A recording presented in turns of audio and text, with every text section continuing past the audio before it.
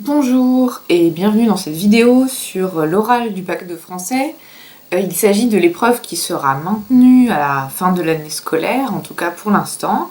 Donc je vous propose de découvrir ensemble le déroulement exact de l'épreuve, avec donc en première partie l'exposé sur l'explication de texte, ensuite la réponse à la question de grammaire et dans une seconde partie l'entretien avec le jury. J'ai choisi comme texte, pour l'explication de texte, le dernier extrait de la séquence sur individu, morale et société, c'est-à-dire l'extrait de la nouvelle de Franz Kafka, La Métamorphose, et l'entretien, pour changer un petit peu, portera sur La Princesse de Clèves de Madame de Lafayette, afin que vous voyez deux œuvres différentes. Je commence. Franz Kafka est un auteur de langue allemande, né à Prague, et en 1912, il publie La Métamorphose, une nouvelle fantastique qui raconte l'histoire de Grégor Samsa, un voyageur de commerce qui se réveille un matin, ainsi qu'on l'apprend dès la première ligne de la nouvelle, transformé en énorme cancrelat. Il s'agit donc d'une nouvelle d'un genre un peu particulier, puisque, contrairement au fantastique tel qu'il est traditionnellement défini, c'est-à-dire comme le mélange ou la zone de doute entre le réel et l'irréel, entre le réel et le surnaturel. Ici, il n'y a qu'un seul élément surnaturel, la métamorphose de Grégor Samsa en cancrelat, qui ne sera jamais expliqué, et tout le reste de la nouvelle est la réaction plutôt réaliste de la famille à cette métamorphose. Dans le texte qui nous intéresse ici, on se trouve dans la troisième partie de la nouvelle, à un moment où les conditions de vie de Grégor se dégradent alors qu'il faisait l'objet d'un certain nombre de soins de la part de sa sœur au départ. Il est ici petit à petit négligé. Grégor passait les nuits et les journées presque sans dormir. Quelquefois, il songeait qu'à la prochaine ouverture de la porte, il allait reprendre en main les affaires de la famille, tout comme naguère. Dans ses pensées surgissait à nouveau, après bien longtemps, son patron et le fondé de pouvoir, les commis et les petits apprentis, le portier qui était tellement stupide, 2 ou 3 amis travaillant dans d'autres maisons, une femme de chambre d'un hôtel de province, souvenir fugitif et charmant, la caissière d'une chapellerie à qui il avait fait une cour sérieuse mais trop lente. Tous ces gens apparaissaient, entremêlés d'inconnus ou de gens déjà oubliés, mais au lieu d'apporter une aide à sa famille et à lui-même, ils étaient aussi inaccessibles les uns que les autres, et il était content de les voir disparaître. D'autres fois, il n'était pas du tout d'humeur à se soucier de sa famille. Il n'éprouvait que fureur qu'on s'occupât si mal de lui, et quoique incapable d'imaginer ce qu'il aurait eu envie de manger, il n'en forgeait pas moins des plans pour parvenir jusqu'à l'office et y prendre ce qui malgré tout lui revenait, même s'il n'avait pas faim. Nous nous demanderons comment l'auteur se sert du personnage métamorphosé pour définir ce qui constitue notre humanité, puisque la métaphore de la métamorphose invite en réalité à réfléchir sur la place de l'individu dans la société. Nous verrons à la fois comment l'humanité du cancrelat Grégor Samsa est montrée tout au long de l'extrait, en même temps que, par contraste, l'humanité des personnages humains, notamment ici de la sœur, est amoindrie et dégradée. Dans un premier temps, on peut voir que le texte se compose de 2 parties qui correspondent donc aux 2 paragraphes qui s'opposent, comme on peut le voir grâce au terme quelquefois, puis d'autres fois. On peut voir également que chacun des 2 paragraphes va traiter d'un sentiment, ou plutôt de 2 sentiments opposés. Dans un premier temps, la nostalgie, puisque Grégor se remémore les temps passés, puis dans un second temps, la colère et la fureur à l'égard des négligences familiales. On peut voir également que dans les 2 cas, le fil conducteur du texte est le rapport de Grégor Samsa à sa famille, terme qui est mentionné plusieurs fois. Dans un premier temps, donc, le premier paragraphe traite de la nostalgie. On remarque d'ores et déjà que Grégor est désigné par son nom propre. Il est le seul personnage de l'extrait désigné par un nom propre. Et bien que la narration soit omnisciente, c'est-à-dire qu'on connaisse les pensées et les sentiments de tous les personnages au cours de la nouvelle, on remarque évidemment que ici la focalisation est centrée sur Grégor et que on s'intéresse particulièrement à ce personnage. On est donc focalisé sur le personnage qui devrait être animal et non pas humain. Face à ces éléments psychologiques, on a une grande insistance sur les éléments matériels, tandis que Grégor est assailli par des sentiments. On peut le voir au lexique des sentiments et de la rêverie, comme songer ou penser. Face à ça, Grégor, en revanche, n'est pas du tout attaché aux aspects matériels.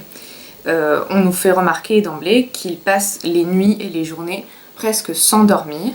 Donc, tandis que les pensées du personnage se développent, en revanche, son intérêt aux choses matérielles diminue et sa vie est désormais rythmée par son espace, comme on peut le voir à la ligne 2, puisque il songe au prochain événement dans sa vie qui est la prochaine ouverture de la porte.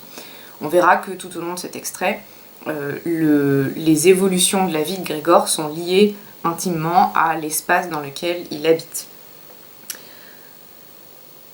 On voit ensuite que Grégor évoque en imagination une activité humaine et que c'est ce qu'il aspire à reprendre. Le texte nous dit à reprendre en main, ce qui n'est pas anodin puisque Grégor n'a plus de main, il est métamorphosé en cafard, mais il se souvient de son statut d'être humain. La nostalgie est également très présente puisque, comme on a vu, on a le lexique du sentiment et la mention du passé avec les termes « tout comme naguère » ou à la ligne 4 « après bien longtemps ». On peut noter au passage l'irrationalité de cette remarque puisque le souvenir qui est évoqué est à la fois proche, tout comme naguère, et lointain immédiatement après puisqu'on nous dit « après bien longtemps ».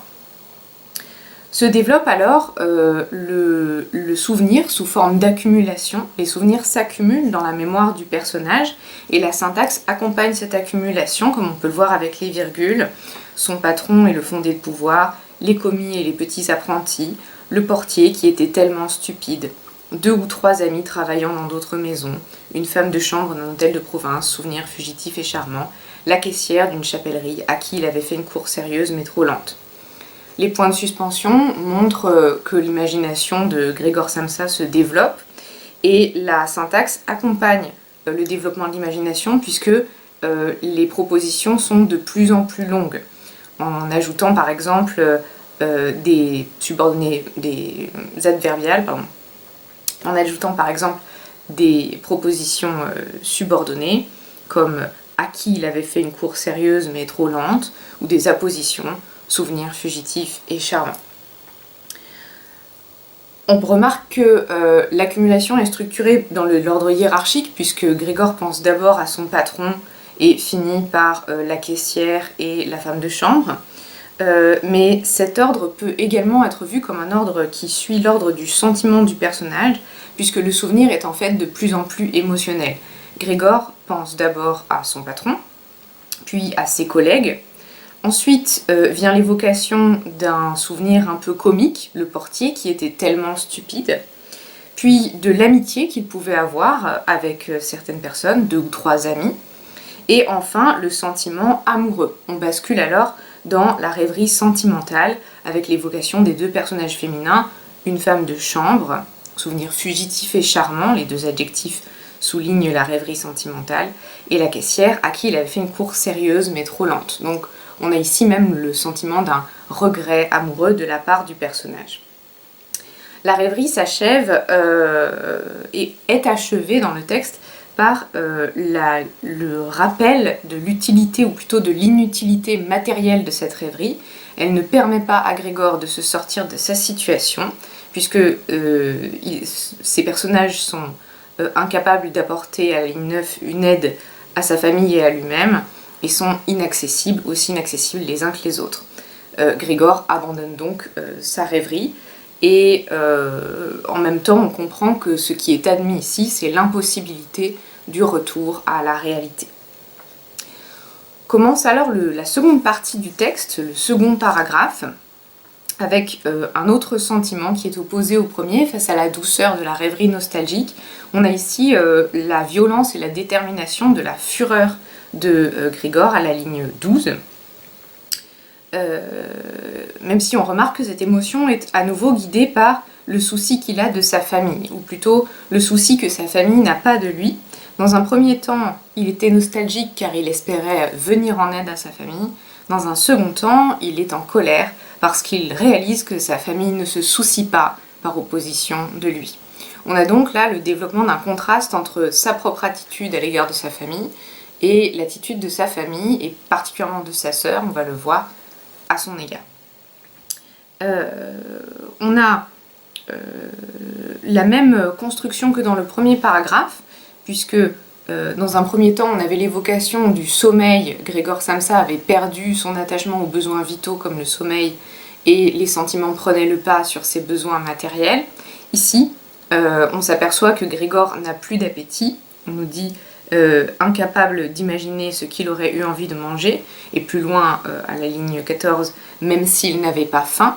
Grégor perd donc l'appétit. Petit à petit, son rapport à son corps se dégrade, il se détache de son corps, et en contrepartie, c'est vraiment un sentiment qui va prendre le dessus, celui de la fureur, qui est guidé par le sentiment que certaines choses lui reviennent, comme on peut le voir à la ligne 14, prendre ce qui malgré tout lui revenait. Il s'agit donc d'une indignation, à la fois d'une émotion et d'une indignation morale. En réalité, Grégor estime qu'il s'agit de son droit et cherche à faire valoir son droit. On peut voir au passage que Grégor, qui était capable d'imagination dans le premier paragraphe, est ici, quoique monstrueux, capable de forger des plans. À la ligne 13, il n'en forgeait pas moins des plans. On peut voir en revanche, par contraste, que ce n'est pas le cas de sa sœur. Le personnage animal est donc celui qui est capable de forger des plans et de ressentir des émotions. Face à lui, le personnage de la sœur, qui entre en jeu à la ligne 14, n'est pas capable de réfléchir, sans plus réfléchir, et n'est pas capable non plus de souci ou de soin à l'égard de la personne qui fait partie de sa famille, puisque elle ne se soucie plus de Grégor, et on nous dit également qu'elle ne se demande pas ce qui aurait pu lui faire plaisir à la ligne 15. La phrase souligne le traitement inhumain qui est fait à Grégor. Paradoxalement, ce n'est donc pas lui qui est inhumain, mais vraiment la façon dont il est traité, et finalement la description de ce traitement à la manière d'une bête fait plus ressortir l'inhumanité de la sœur que du cancrelat métamorphosé. Donc on peut voir que la sœur de Grégor ne lui témoigne plus aucune attention. Elle lui donne à manger en poussant la nourriture du pied et non pas en la donnant avec la main. On peut penser à la main qui était évoquée, la main, un signe d'humanité, à la ligne 2. Ici, à la ligne 15, la sœur, elle, pousse du pied le plat. On aura un petit peu plus loin le coup de balai, qui est également une manière de renvoyer à des objets, à des choses matérielles, et non pas à des gestes et à des attentions. La syntaxe accompagne la rapidité de l'action de la sœur, qui est négligente. On peut le voir grâce aux virgules et à l'insistance sur la vitesse. Sa sœur poussait du pied dans sa chambre en vitesse avant de partir travailler le matin et l'après-midi, un plat quelconque que le soir, sans se soucier si Grégor y avait éventuellement goûté, ou si, comme c'était le cas le plus fréquent, il n'y avait pas touché, elle enlevait d'un coup de balai. Le coup de balai vient finir la phrase avec rapidité, et le temps s'écoule de manière très brève et très dense, qu'on peut le voir à la ligne 16 avec l'enchaînement très rapide des mots matin, après-midi, soir. On passe le coup de balai, le motif du coup de balai amène finalement le passage au ménage, et on a une rapide description, alors qu'ici on avait jusqu'ici un imparfait de répétition qui insistait sur la monotonie de ces gestes répétés et dénués d'attention. On a maintenant un imparfait de description qui nous rend compte de l'espace négligé dans lequel vit désormais Grégor. Le ménage est fait sans attention, Et une accumulation vient ici à nouveau souligner la crasse et la saleté du lieu de vie de Grégor. Cette accumulation peut rappeler celle des souvenirs confus, comme peut également le permettre l'usage du mot entremêlé, qu'on avait déjà à la ligne 8. Les souvenirs des personnes étaient entremêlés. Ici, les ordures sont entremêlées à la ligne 21. On peut donc voir que l'espace reflète l'état d'esprit de Grégor, et au fur et à mesure que sa psychologie va se détériorer, son lieu de vie se détériore, et réciproquement.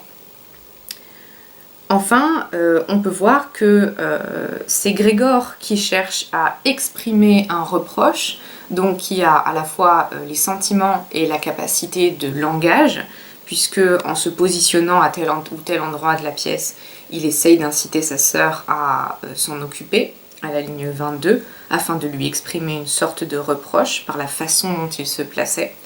C'est la sœur, en revanche, qui choisit délibérément de laisser la crasse. D'une certaine façon, c'est elle qui choisit l'animalité pour lui.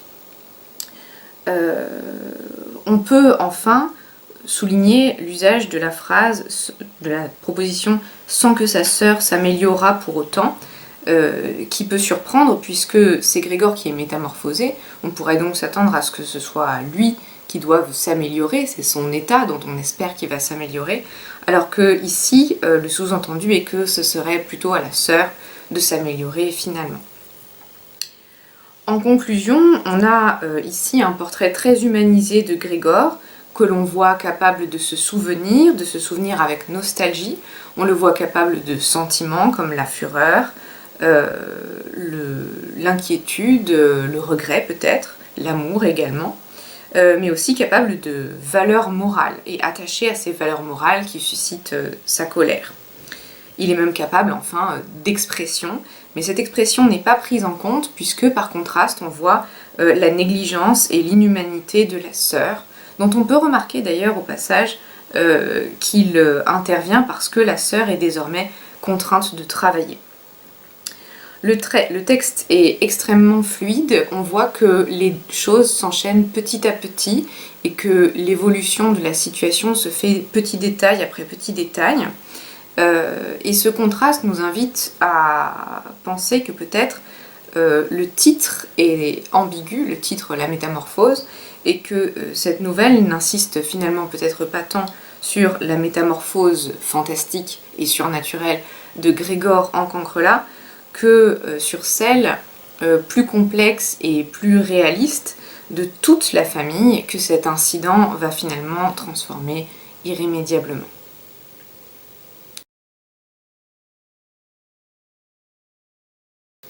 Je vais maintenant passer à la partie grammaticale de l'explication de texte. Vous m'aviez demandé d'étudier la subordonnée conjonctive en complément circonstanciel entre les lignes 23 à 25. Donc tout d'abord, la subordonnée conjonctive est peut-être introduite par une conjonction de subordination ou une locution conjonctive. Elle peut être complétive ou interrogative indirecte, ou comme c'est ici le cas, circonstancielle. La proposition circonstancielle que nous voyons est « sans que sa sœur s'améliorera pour autant ». Elle est introduite par la locution conjonctive « sans que » qui exprime la concession. On peut voir que le verbe conjugué de cette proposition subordonnée est au subjonctif « s'améliora » que l'on repère à l'accent circonflexe et au T, puisque l'action est hypothétique. Non seulement elle n'a pas encore eu lieu, sa sœur ne s'est pas encore améliorée, mais elle n'aura probablement jamais lieu, sans que sa sœur s'améliorera pour autant. On a également une autre proposition subordonnée conjonctive en valeur de circonstancielle, tout aussi bien que lui, puisque même s'il s'agit d'une comparaison, cette comparative a en réalité le rôle de subordonné, puisqu'on nommait en réalité le verbe, car enfin elle voyait la saleté tout aussi bien que lui, a le même sens que car enfin elle voyait la saleté tout aussi bien que lui la voyait. Il s'agit donc également d'une circonstancielle à valeur comparative.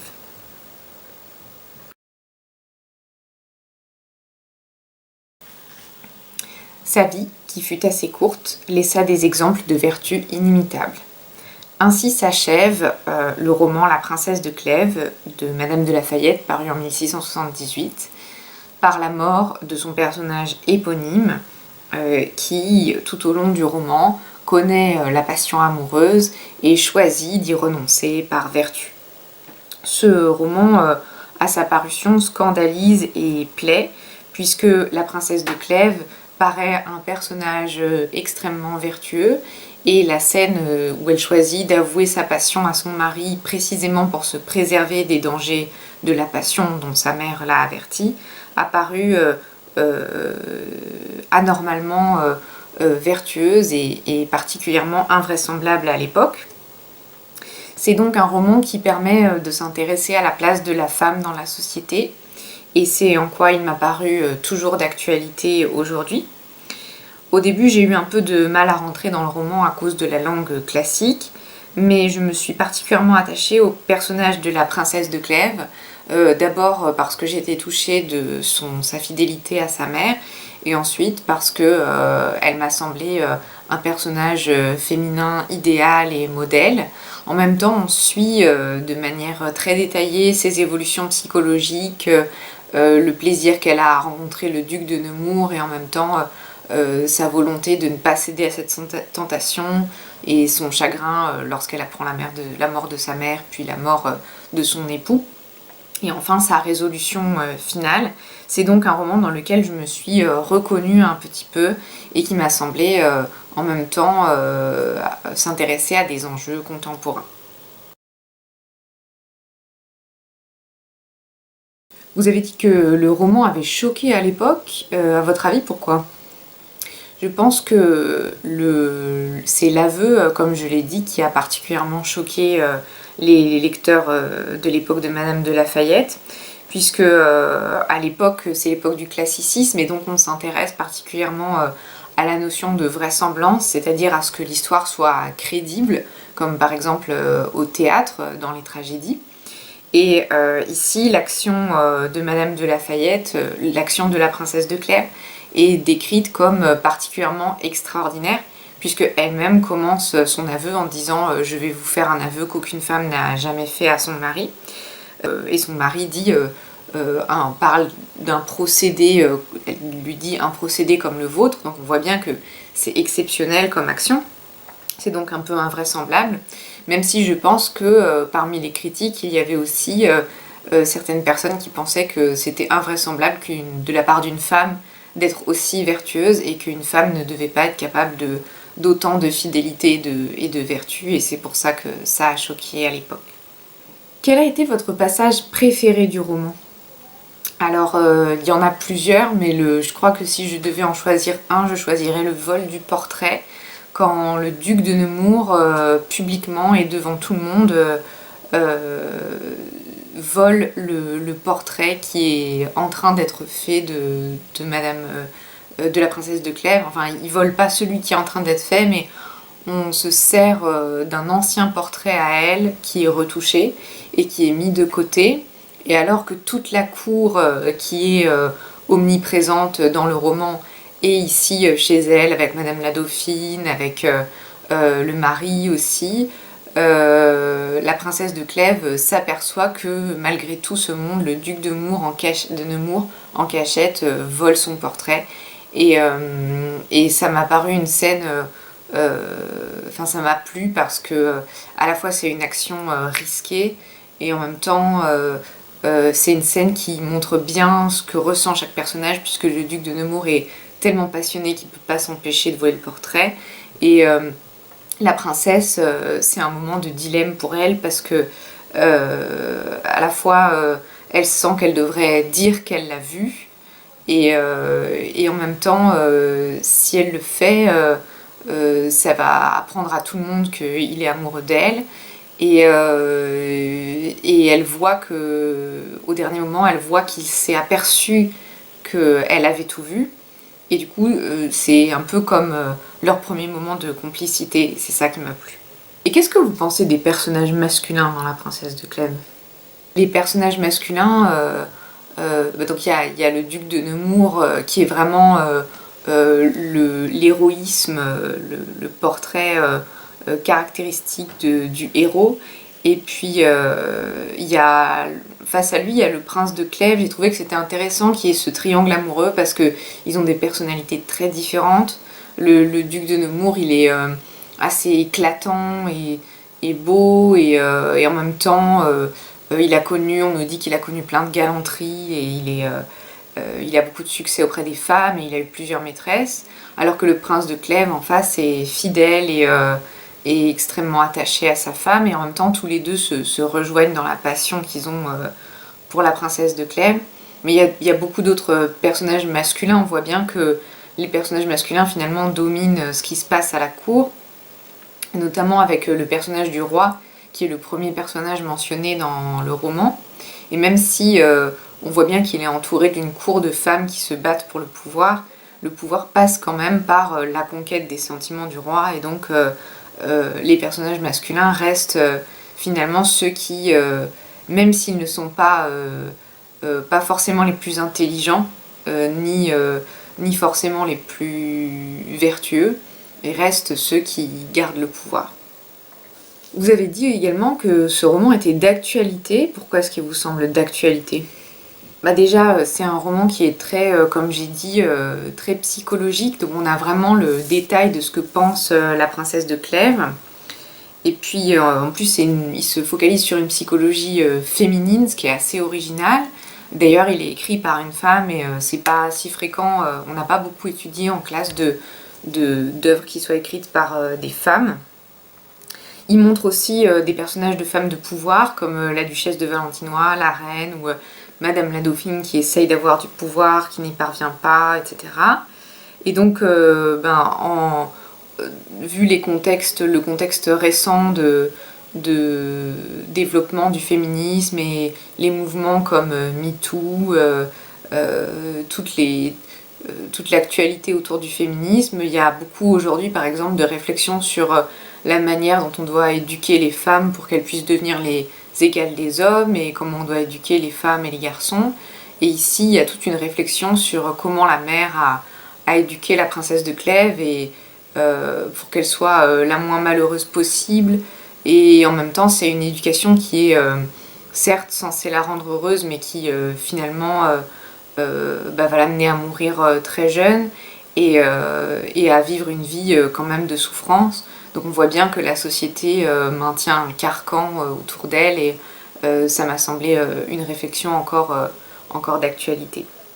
Est-ce que vous pensez qu'on peut dire alors que, vu la fin, en fait la morale de la princesse de Clèves, la morale que Madame de Chartres a essayé de transmettre à sa fille, finalement c'est une morale qui est inadaptée à la société de l'époque? C'est possible parce que la société de Madame de Lafayette, la société à laquelle elle fait référence, en fait, c'est pas vraiment la cour d'Henri II, c'est la cour de Louis XIV, parce qu'elle a écrit ce roman sous Louis XIV, et même si elle situe l'action dans le passé comme dans un roman historique, en fait elle fait beaucoup référence à la cour de Versailles, à tout le cérémonial de cour qu'il y avait autour du roi Louis XIV, qui était le roi Soleil, des jeux et des spectacles, et du fait qu'il y avait toutes les intrigues à l'époque. Et peut-être que c'est une façon de sa part de dire que la morale de la princesse de Clèves dans ce monde-là, la morale chrétienne, la morale religieuse, finalement ne peut qu'amener son personnage au malheur et à la mort. En même temps, la mère de la princesse de Clèves insiste bien sur le fait que la galanterie n'amène pas non plus au bonheur. Donc